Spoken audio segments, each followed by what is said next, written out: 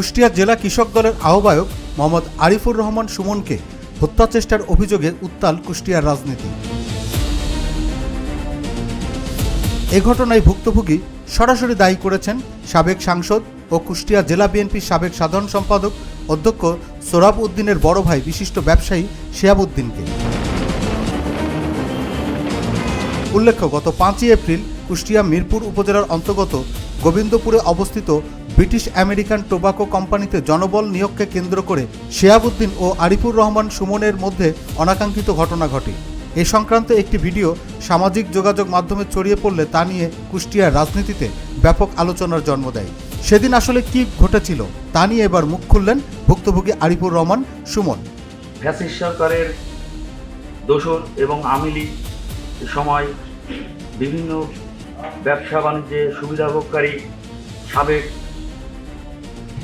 কুষ্টিয়া জেলা বিএনপির সাধারণ সম্পাদক এবং সাবেক এমপি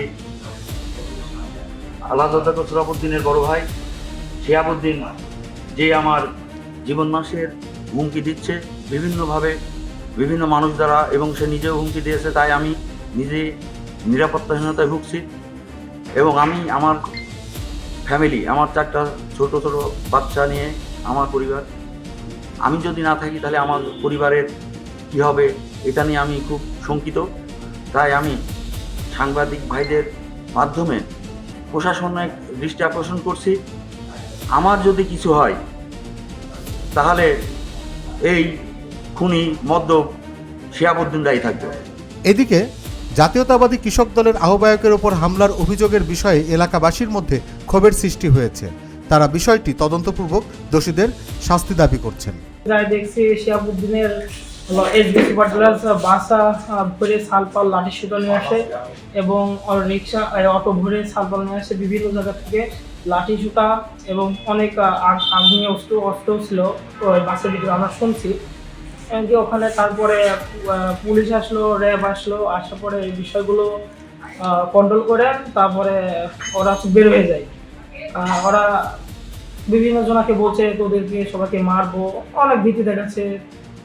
সুমন ভাইকে ভয় দিচ্ছে, তারপর সুমন ভাই ছোট ভাইকে সুজন ভাইকে ভয় দিচ্ছে, বিভিন্ন জনাকে ভয় ভীতি দেখাচ্ছে। এমনকি যারা কাজ করছে লেবার ফাংশন, সুমন ভাইয়ের আন্ডারে যেগুলো লেবার ফাংশন আছে, যারা মূল দায়িত্ব আছে তাদেরকে এমনকি ভয় ভীতি দেখাচ্ছে, তোরা সুমন সরকারের কাজ করলে তোদের হলো মাইরে ফেল দেবো বা বিভিন্ন রকম গুম করে দেওয়ার একটা ইয়ে করে এখন কেউ কাজে যাইতে পারছে না।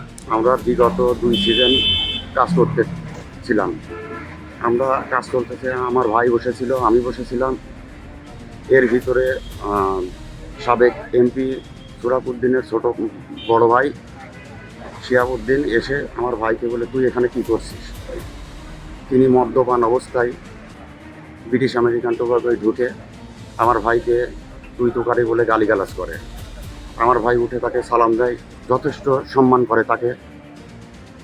তারপরে উনি এসে বলে যে তুই এখানে কি করছিস, এখান থেকে বেরিয়ে যা। আমার ভাই বলে, কেন বেরিয়ে যাবো, আমি তো কাজ করতেছি এখানে, বিগত 2 সিজন কাজ করেছি আমি এখানে। তখন উত্তপ্ত হয়ে সে মদ্যপান অবস্থায় ছিল, সে কোমর থেকে পিস্তল বেরিয়ে আমার ভাইয়ের কপালের দিকে তাক করে শুট করতে যায়।